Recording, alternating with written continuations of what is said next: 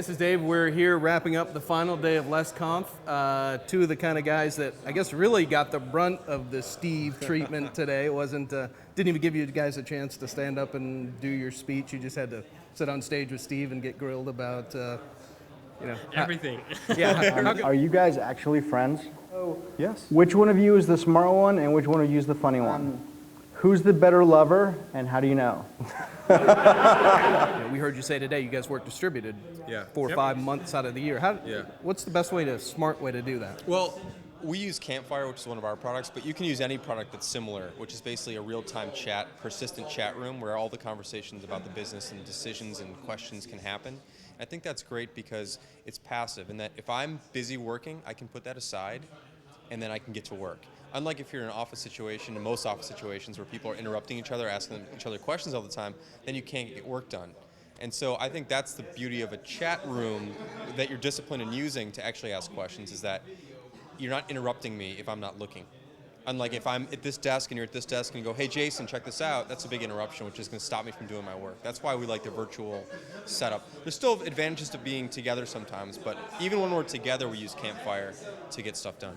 So you guys sit on opposite sides of the room? David could be sitting right here and we're Campfire talking message for the most part, yeah. In a lot of places, the danger is not so much that you aren't talking enough, it's over-collaboration. It's people bugging each other too much to get stuff done. If you just try to limit that to something that's low bandwidth, like a chat, where you actually have to type stuff out, it's very apparent when you're wasting too much time. Like, it'll fill up. Like, you have to start scrolling on this conversation, then it's time to end it. Right. And I think that just visualizing your collaboration effort, like how much it is, makes it a lot easier to find out when it's too much and when it's just time to get back to work, when it's time to just make a decision. Oftentimes, we'll just look at the chat log and say, do you know what? We've been discussing this for 10 minutes because I can scroll up and see the timestamp. That's too much. Let's make a call. Let's move on. Boom. Done. Well, and probably the lesson trails right through to how you guys work and the fact that you went and built Basecamp, right? Yep. The ultimate collaboration tool. Right. So, we built that for ourselves to solve our own problems, which is how we build all of our tools. That's what Campfire was built for. We didn't need Campfire originally when we were much, much smaller, but eventually I think we hit like 5 or 6 people, and we need something to be able to talk to all together without interrupting each other all the time, and that's why we built that as well.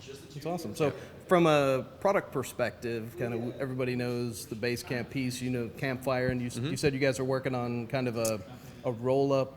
Yeah, so we have Basecamp for project management, Campfire for real-time chats and online meetings, if you want to call them that, Highrise to keep track of your contacts, who you talk to, what you said, what to do next, and Backpack, which is sort of like a kind of a junk drawer in many ways for all the extra loose ends that you have in a business, things people normally put up on a bulletin board or keep in their email drafts folder, all that stuff. That's what Backpack's for, and we're building currently a suite so you can buy all the products at once for one price, which would be cheaper than buying them all separately. You have unified user management, and it's just a nice suite where you can get everything at once for one bill and make it much easier for people. That's great. So you guys, and again, you're a relatively small company, still in the grand scheme of things. Yes. You talked a lot about hiring and how you pick the right people. What's your kind of insight on that topic?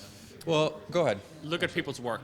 Yeah. So I've worked a lot of company where the key determination of whether you got hired enough or not was how your 1-hour interview went, which is just one of the stupidest way to figure out whether you should hire somebody or not.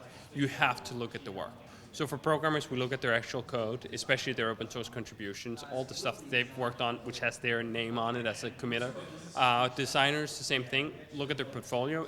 Actually, in the case of designers, we even make them do a trial for us. Redesign this page. You get a week for it. We'll pay you to do it, but we want to see exactly just you. Because even with designers, it's often they're part of a team or something else working on it, so it can be a little misleading sometimes. We want to see what you just do on your own.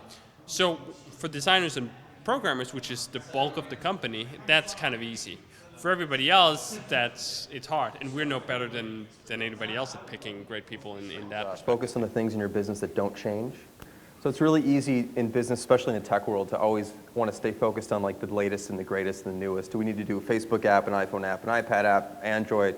Do we need to be here? Do we need to do widgets? There's all these things going on all the time.